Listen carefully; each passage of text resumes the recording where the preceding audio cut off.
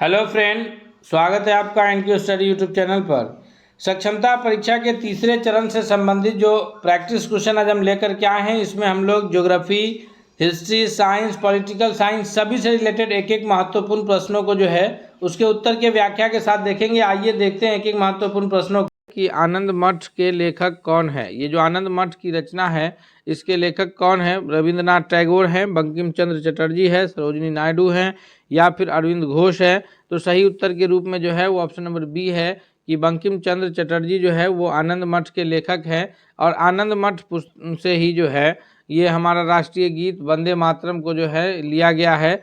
तो पहला number question का जो सबसे सही उत्तर है वो ऑप्शन नंबर बी के रूप में जाना जाएगा। नेक्स्ट क्वेश्चन है, क्वेश्चन नंबर दूसरा है कि भूदान आंदोलन किसने प्रारंभ किया था? भूदान आंदोलन प्रारंभ करने का जो श्रेय है वह महात्मा गांधी को जाता है या फिर लोकनायक जयप्रकाश नारायण जी को या आचार्य विनोबा भावे को जाता है या फिर राम मनोहर लोहिया जी को।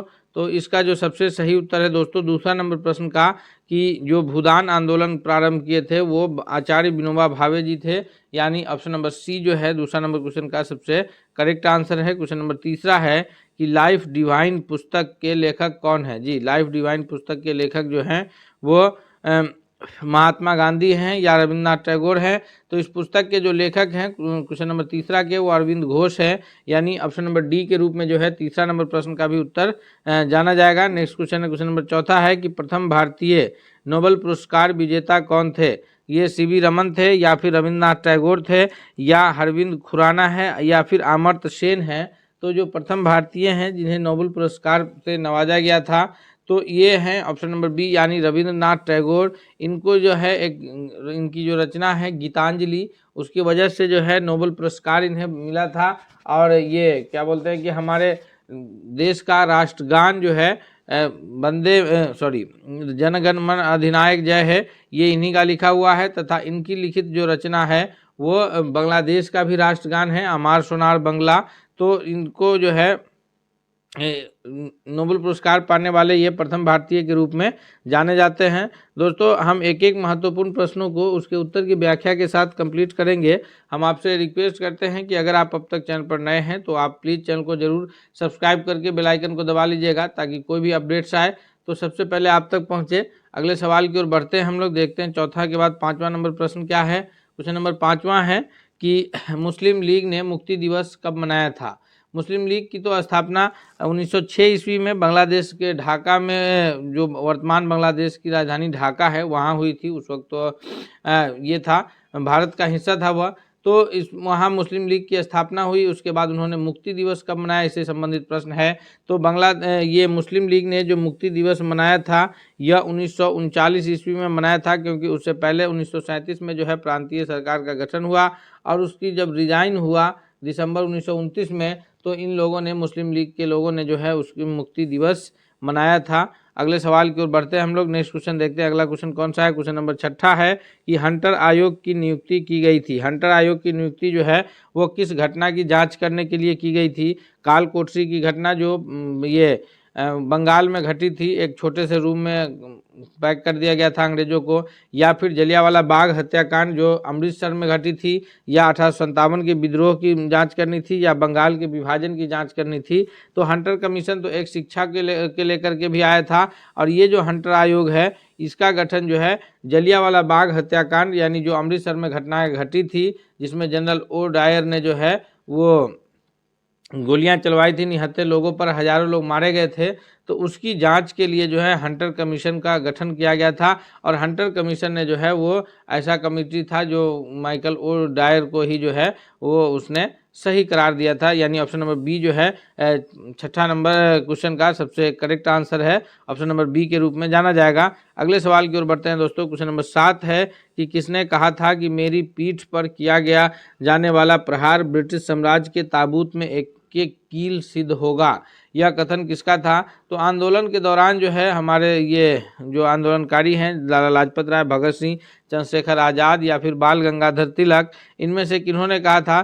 तो इनमें से ये कथन जो है ये लाला लाजपत राय का था। आंदोलन के दौरान इन पर लाठियाँ इतनी बरसाई गई कि उससे इनकी मौत हो गई थी। तो इसी पर इन्होंने कहा था कि मेरे पीठ पर किया जाने वाला प्रहार जो है ब्रिटिश साम्राज्य के ताबूत में एक कील सिद्ध होगा, और वह सही भी साबित हुआ। उसके बाद जो है अंततः हमारा देश जो है स्वतंत्र भी हुआ। ऑप्शन नंबर ए जो है 7वां नंबर प्रश्न का सबसे करेक्ट आंसर के रूप में जाना जाएगा। अगले क्वेश्चन की ओर बढ़ते हैं दोस्तों, देखते हैं नेक्स्ट क्वेश्चन क्या है। क्वेश्चन नंबर 8 है हमारे स्क्रीन पर कि गांधी जी के निम्नलिखित अनुयायियों में से कौन जो है वह पेशे से एक शिक्षक थे। गांधी जी के जितने भी अनुयायी थे वो डिफरेंट अलग अलग पेशे के थे, कुछ वकील थे, शिक्षक थे, तो इनमें से प्रोफेसर थे, तो इनमें से कौन जो है एन सिन्हा है, ब्रज किशोर प्रसाद है, जेबी कृपलानी है, और फिर डॉक्टर राजेंद्र प्रसाद है। तो इस 8वां नंबर प्रश्न का सबसे करेक्ट आंसर क्या होगा?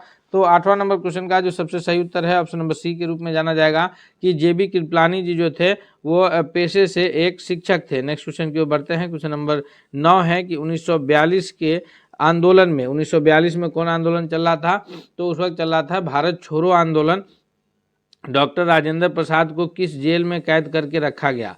तो 1942 का जो भारत छोड़ो आंदोलन शुरू हुआ उसके अगले ही दिन जितने भी ये आंदोलन के प्रमुख नेता थे उन्हें जो है कैद करके जेल में डाल दिया गया था। तो इसमें डॉक्टर राजेंद्र प्रसाद को किस जेल में रखा गया था? 9वां नंबर प्रश्न का जो सबसे सही उत्तर बनता है दोस्तों कि डॉक्टर राजेंद्र प्रसाद को बांकीपुर जेल में रखा गया था। ऑप्शन नंबर ए जो है करेक्ट आंसर है। और महात्मा गांधी जी को जो है वो पुणे में आगा खां पैलेस में रखा गया था। अगले सवाल की ओर बढ़ते हैं। क्वेश्चन नंबर 10वां है कि जयप्रकाश नारायण जो है किस पार्टी से जुड़े थे? जयप्रकाश नारायण को लोकनायक जयप्रकाश नारायण के रूप में भी जाना जाता है। तो इनका ये लोकमान्य है, लोकनायक है बाल।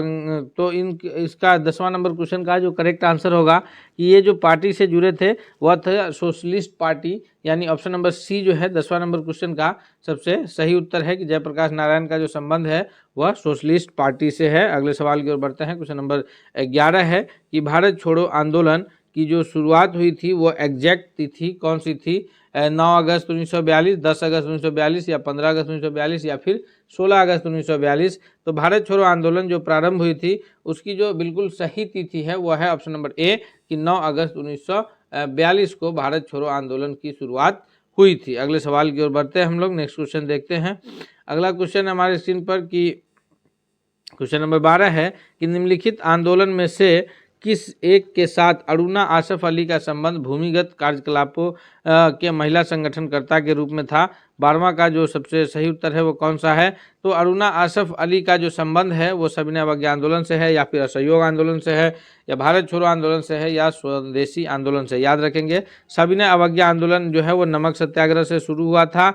असहयोग आंदोलन जो है वो 1920 ईस्वी में इसकी जलियांवाला बाग के कांड के बाद शुरू हुआ। भारत छोड़ो आंदोलन 1942 में शुरू हुआ। स्वदेशी आंदोलन जो है वो बंगाल विभाजन के पश्चात 1906 ईस्वी में शुरू हुआ था।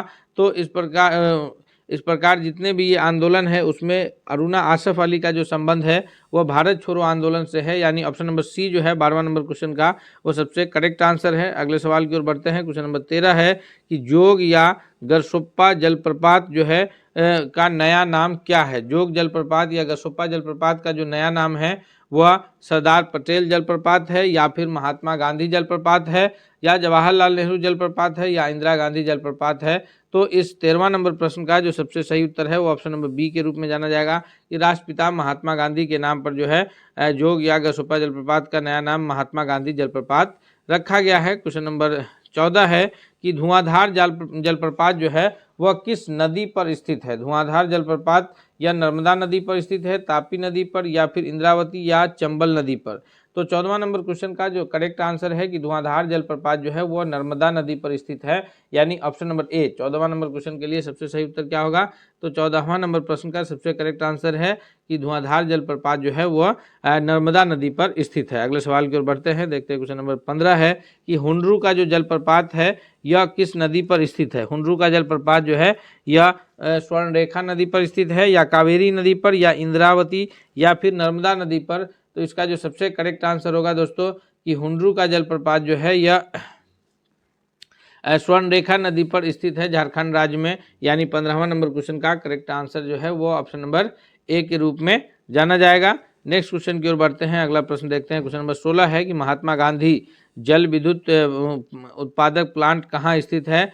तो महात्मा गांधी जो जल विद्युत ये प्लांट उपस्थित है स्थित जो है यह जोग जलप्रपात, जिसे नया नाम महात्मा गांधी जलप्रपात के रूप में जाना जाता है, वहाँ स्थित है। यानी ऑप्शन नंबर ए 16 नंबर प्रश्न के लिए ऑप्शन नंबर ए जो है वो सबसे सही उत्तर के रूप में जाना जाएगा। अगले सवाल की ओर बढ़ते हैं। क्वेश्चन नंबर 17 है कि ककलोत जलप्रपात जो है यह बिहार राज्य के किस जिले में स्थित है। ककलोत जलप्रपात बिहार के किस जिले में स्थित है। नवादा, रोहतास, कटिहार, भागलपुर। तो इसका भी करेक्ट आंसर जो है 17वां नंबर प्रश्न का वो ऑप्शन नंबर ए के रूप में जाना जाएगा कि ककलोत जलप्रपात जो है वो बिहार राज्य के नवादा जिले में स्थित है। अगले सवाल की ओर बढ़ते हैं, देखते हैं नेक्स्ट क्वेश्चन। क्वेश्चन नंबर 10 है कि 18वां नंबर प्रश्न है कि भारतीय वन सर्वेक्षण विभाग का जो मुख्यालय है, भारतीय वन सर्वेक्षण विभाग का मुख्यालय वह कहाँ स्थित है। नई दिल्ली, देहरादून, नागपुर या फिर भोपाल। तो इस 18वां नंबर प्रश्न के लिए जो सबसे सही उत्तर है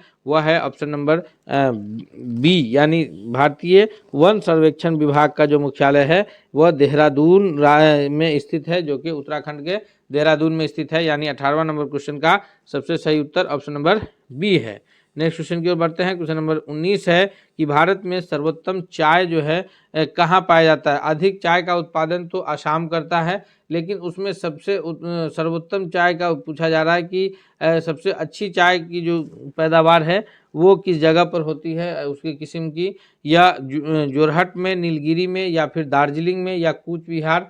तो इसका जो सही उत्तर होगा 19वां नंबर क्वेश्चन का वह है ऑप्शन नंबर सी कि दार्जिलिंग में जो है वह चाय की सर्वोत्तम किस्म का उत्पादन होता है। अगला सवाल है क्वेश्चन नंबर 20 है कि ब्लू रिवॉल्यूशन जो है ये नीली क्रांति जो है यह किस चीज़ के उत्पादन से संबंधित है। यह पर्यावरण से संबंधित है या फिर कृषि से या मत्स्य उत्पादन से या नदियों की सफाई से संबंधित है। तो इसका 20वां नंबर प्रश्न का जो सबसे सही उत्तर है दोस्तों कि जो ब्लू रिवॉल्यूशन है, नीली क्रांति है, यह मत्स्य उत्पादन से संबंधित है। यानी ऑप्शन नंबर सी जो है 20वां नंबर प्रश्न का सबसे करेक्ट आंसर है। नेक्स्ट क्वेश्चन है क्वेश्चन नंबर 21 है कि भारत में ऑपरेशन फ्लड कार्यक्रम कब प्रारंभ हुआ था। ऑपरेशन फ्लड कार्यक्रम जो है यह 1951, 70, 75 या फिर 85 में शुरू हुआ था।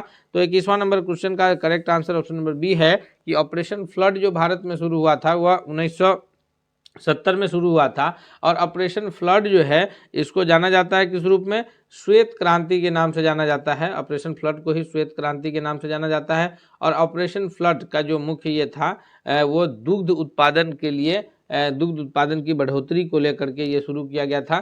तो याद रखेंगे हम लोग, इसमें कंफ्यूज नहीं होंगे। ऑपरेशन फ्लड जो है वो दुग्ध उत्पादन से संबंधित था और ऑपरेशन फ्लड जो है वो श्वेत क्रांति के नाम से भी जाना जाता है, व्हाइट रिवॉल्यूशन भी कहते हैं उसे।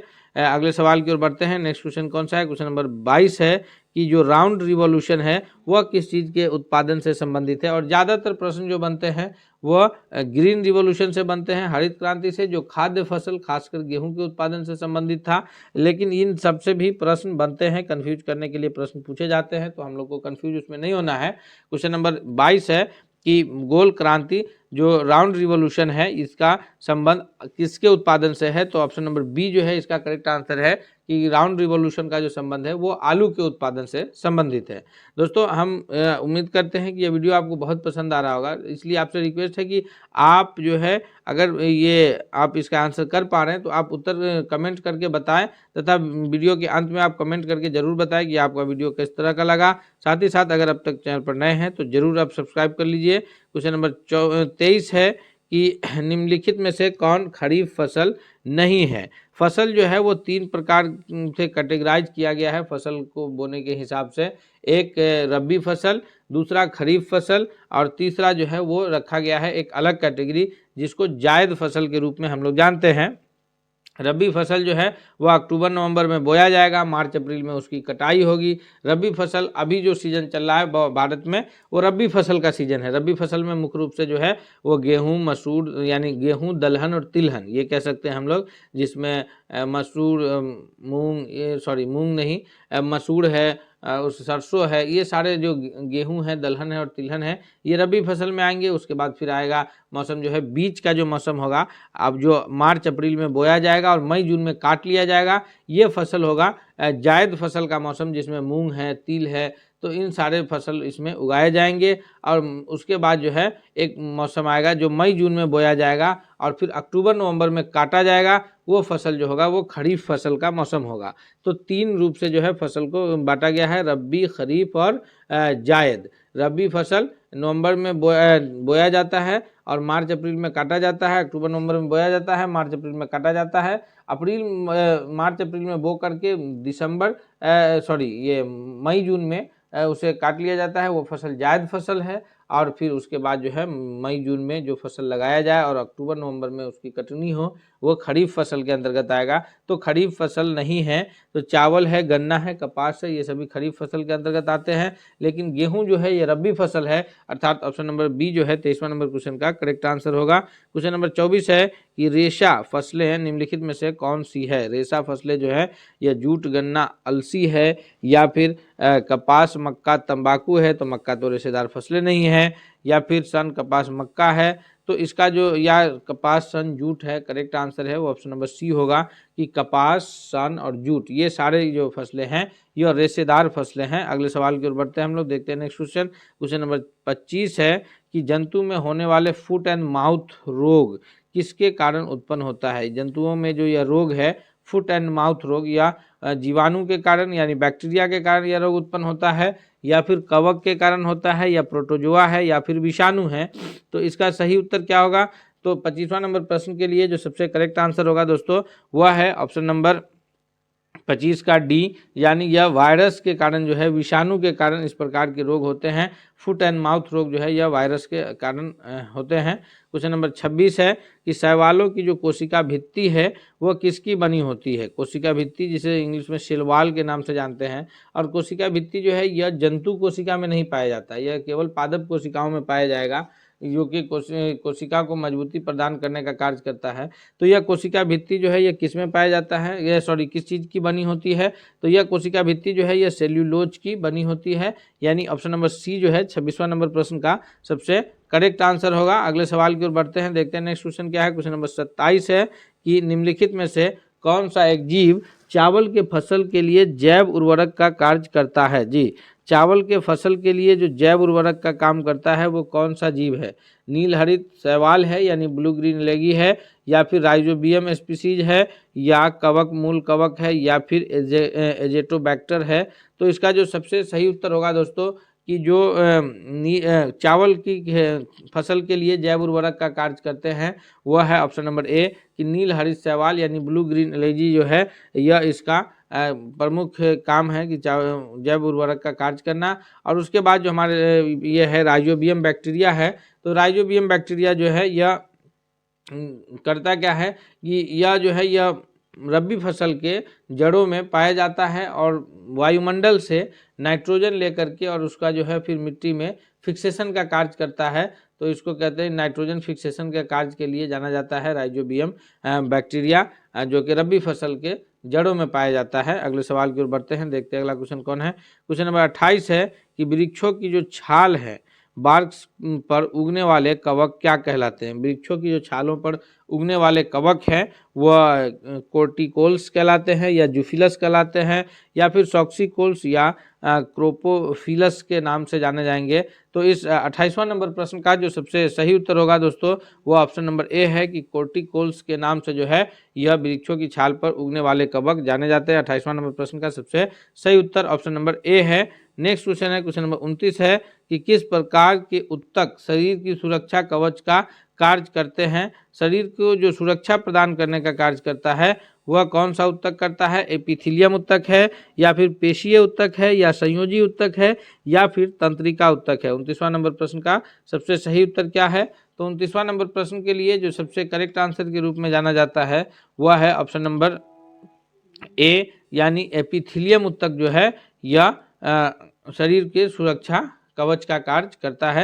अगले सवाल की ओर बढ़ते हैं, नेक्स्ट क्वेश्चन देखते हैं। क्वेश्चन नंबर 30 है कि निम्नलिखित में से कौन सा एक शरीर को गर्म रखने हेतु उत्तरदायी है। कौन सी ग्रंथि जो है वह श्वेत ग्रंथि है, या फिर संयोजी ग्रंथि है, या वसामय उत्तक है, या रोम है। इसमें से कौन जो है हमारे शरीर को गर्म रखने के लिए उत्तरदायी होते हैं। तो इस 30वां नंबर प्रश्न का जो सबसे सही उत्तर होगा वह है ऑप्शन नंबर सी कि हमारे शरीर को गर्म रखने के लिए जो है वो वसामय उत्तक का प्रमुख ये हाथ में इसका प्रमुख कार्य होता है हमारे शरीर को गर्म रखने का। अगले सवाल की ओर बढ़ते हैं। क्वेश्चन नंबर 31 है कि मनुष्य की त्वचा जो है वो सबसे मोटी त्वचा किस जगह की होती है? वो हथेली की त्वचा होती है, तलवे की त्वचा होती है, धड़ की या फिर सिर की? तो सबसे मोटी त्वचा तलवे की होती है, हम सभी जानते हैं। इसमें बिना देर किए हम लोग आगे बढ़ेंगे। 31वां का ऑप्शन नंबर बी जो है वो करेक्ट आंसर होगा। क्वेश्चन नंबर 32 है कि मनुष्य के शरीर की सबसे बड़ी जो कोशिका है वह कौन सी है? कि हाथ की कोशिका है या पैर की या फिर तंत्रिका कोशिका है? तो मनुष्य के शरीर की जो सबसे बड़ी कोशिका के रूप में जाना जाता है दोस्तों, यह तंत्रिका कोशिका, यानी जो है इसे नर्वस सिस्टम के रूप में जानते हैं। यह मनुष्य के शरीर की सबसे बड़ी कोशिका है। ऑप्शन नंबर सी जो है 32वां नंबर प्रश्न के लिए वो सबसे करेक्ट आंसर है। 32 का सबसे सही उत्तर क्या है? तो ऑप्शन नंबर सी है कि जो मनुष्य के शरीर की सबसे लंबी कोशिका जो है यह तंत्रिका कोशिका के रूप में जानी जाती है। नेक्स्ट क्वेश्चन नंबर 33 है कि मोटापा निम्न में से किसकी अधिकता के कारण होता है? शरीर में जो मोटापन आता है यह किसकी अधिकता के कारण होता है? शर्करा के या वसा उत्तक के, सुक्रोज के या फिर ग्लूकोज के? तो 33वां नंबर क्वेश्चन का जो सबसे सही उत्तर है वह है ऑप्शन नंबर बी, यह वसा उत्तक के जो है फैटी टिश्यू के कारण जो है यह ऐसा वसा उत्तक के कारण शरीर में मोटापन आता है। ऑप्शन नंबर बी जो है 33वां नंबर क्वेश्चन का सबसे करेक्ट आंसर है। क्वेश्चन नंबर 34 है कि निम्नलिखित में से कौन सा एक उत्तक का उदाहरण है? मस्तिष्क है, रक्त है, यकृत है और आमाशय है। तो मस्तिष्क, रक्त, यकृत यानी लीवर और आमाशय है, ये सभी जो है ये ऑर्गन्स के रूप में जाने जाते हैं। अगर हम लोग बात करें उत्तक की तो उत्तक जो है वो मुख्य रूप से ये रक्त है जो उत्तक का कार्य के रूप में उत्तक के रूप में जाने जाएंगे। 34वां का जो करेक्ट आंसर है यह भी ऑप्शन नंबर बी के रूप में सबसे सही जवाब होगा। क्वेश्चन नंबर 35 है कि राष्ट्रीय विज्ञान दिवस किस दिन मनाया जाता है? राष्ट्रीय विज्ञान दिवस जो है यह प्रत्येक वर्ष 5 जनवरी, 2 जनवरी, 28 फरवरी या 14 मार्च को मनाया जाता है। इसका सही उत्तर क्या होगा? तो इस प्रश्न का जो सबसे करेक्ट आंसर होगा दोस्तों 35वां नंबर क्वेश्चन का कि राष्ट्रीय विज्ञान दिवस जो मनाया जाता है यह प्रत्येक वर्ष 28 फरवरी को मनाया जाता है। यानी 35वां नंबर क्वेश्चन का ऑप्शन नंबर सी जो है वो सबसे सही जवाब है। नेक्स्ट क्वेश्चन की ओर बढ़ते हैं। क्वेश्चन नंबर 36 है कि निम्नलिखित में से कौन सा दिन प्रतिवर्ष खेल दिवस के रूप में मनाया जाता है? जी, खेल दिवस के रूप में 22 अप्रैल मनाया जाता है या 26 जुलाई मनाया जाता है या फिर 29 अगस्त मनाया जाता है या 2 अक्टूबर मनाया जाता है? तो खेल दिवस के रूप में प्रत्येक वर्ष जो है यह 29 अगस्त मनाया जाता है, जो कि मेजर ध्यानचंद जी का पैदाइश है। मेजर ध्यानचंद जी को जो है यह हॉकी के जादूगर के रूप में जाना जाता है और उन्हीं के जन्म दिवस के अवसर पर जो है प्रत्येक वर्ष अपने देश में खेल दिवस के रूप में मनाया जाता है। नेक्स्ट क्वेश्चन है क्वेश्चन नंबर 37 है कि शहीदी दिवस जो है यह कब मनाया जाता है? शहीदी दिवस जो है महात्मा गांधी जी को नाथूराम गोडसे ने जब हत्या कर दिया था तो उनके सम्मान में जो है उस दिन महात्मा गांधी जी के सम्मान में हर वर्ष जो है 30 जनवरी को शहीदी दिवस के रूप में मनाया जाता है। याद रखेंगे। इसका 37वां नंबर प्रश्न का भी सही उत्तर ऑप्शन नंबर सी है। नेक्स्ट क्वेश्चन की ओर बढ़ते हैं। अगला प्रश्न देखते हैं। क्वेश्चन नंबर 38 है कि भारत का प्राचीनतम फुटबॉल टूर्नामेंट कौन सा है? भारत का जो सबसे पुराना फुटबॉल का जो टूर्नामेंट है यह रोबर्ट्स कप है, संतोष ट्रॉफी है, डुरंड कप है या फिर आईफा शील्ड है? तो इसका जो करेक्ट आंसर है दोस्तों 38वां नंबर क्वेश्चन का वह है ऑप्शन नंबर सी कि जो भारत का सबसे प्राचीनतम फुटबॉल टूर्नामेंट है वह डुरंड कप के नाम से जाना जाता है। क्वेश्चन नंबर 39 है कि डेविस कप किस खेल से संबंधित है? डेविस कप जो है या बैडमिंटन से संबंधित है या फिर टेबल टेनिस से या लॉन टेनिस से या हॉकी से? तो इसका भी 39वां नंबर प्रश्न का भी करेक्ट आंसर जो है यह ऑप्शन नंबर सी के रूप में जाना जाएगा कि जो डेविस कप है यह लॉन टेनिस से संबंधित है। यानी इस प्रश्न का भी सबसे करेक्ट आंसर क्या है? तो ऑप्शन नंबर सी जो है इसका भी सबसे सही उत्तर है। नेक्स्ट क्वेश्चन की ओर चलते हैं। क्वेश्चन नंबर 40 है कि रणजी ट्रॉफी किससे संबंधित है? यानी रणजी ट्रॉफी का जो खेल है यह किससे संबंधित है?